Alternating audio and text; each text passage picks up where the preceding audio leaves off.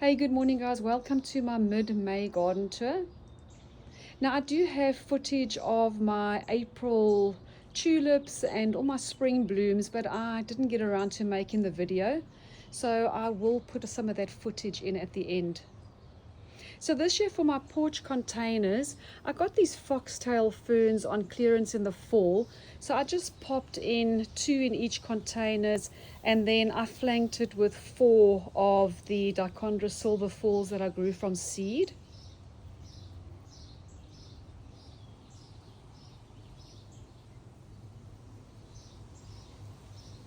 I actually like how simple it is. I think it's going to be stunning. On this side, I do need to give the Japanese maple a haircut.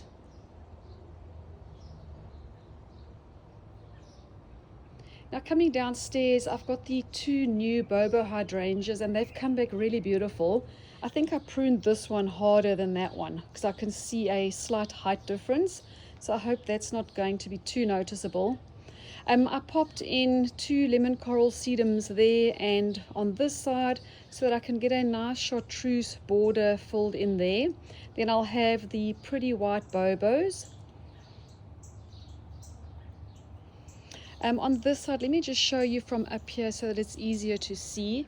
I did dot in 3 ridiculous red coleus, so those will fill this gap in very nicely. They'll be on the taller side.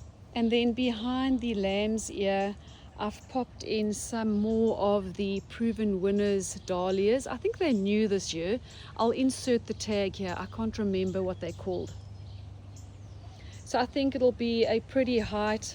Obviously the alliums will be gone, so all this foliage will be gone, but I did pop a coleus right there, so I think this whole area will be this nice bright red color, and then with a lower level of the pink dahlia. And then down here I had some extra Calissia repens that I think will fill this area in, but I'm not sure if they can handle the heat. So if they do fizzle out, I will just go and get more of the alyssum. I bought a whole flat of alyssum and just popped them here along the border. The creeping phlox, I ended up giving it a really good cut back. And then I've got a border of the midnight blue lobelia that I did from seed over there. Now of course the allium foliage will be gone here pretty quick, and then I'll see if that lady's mantle catches up, or I will go to the garden center and find something that'll contrast nicely. I need to finish off this border. I haven't done that yet. And then these peonies are looking so beautiful. I can't wait to see these blooms. Although we're getting crazy windstorms tonight. They were saying large hail and 70-mile-per-hour wind. So I'm assuming these peonies will be on the floor tomorrow. So on this side, the hostas and Herconocloa have come back beautifully. But I needed to break up all the lime green because even these hostas are lime green. So I dug out a piece of lamium from the backyard in the fall that I popped in here. So I'm hoping that's just going to fill in nicely. And then I did pop in a fern as well.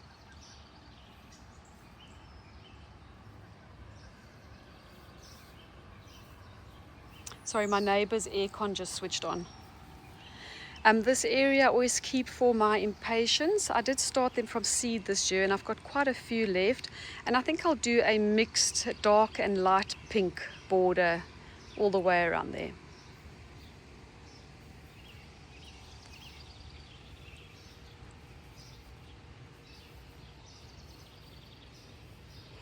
I love the lamium blooms, they're so pretty.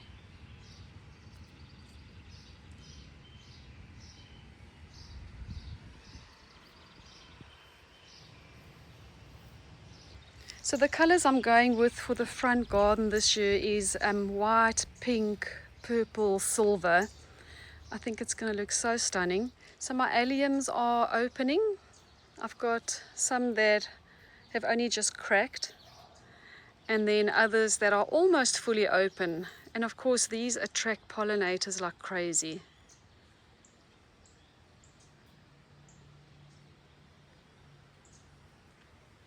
So here I followed on the alyssum border.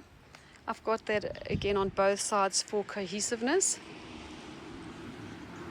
And then I decided to try the sun pations that I put into my jellyfish hanging basket out in the front as well.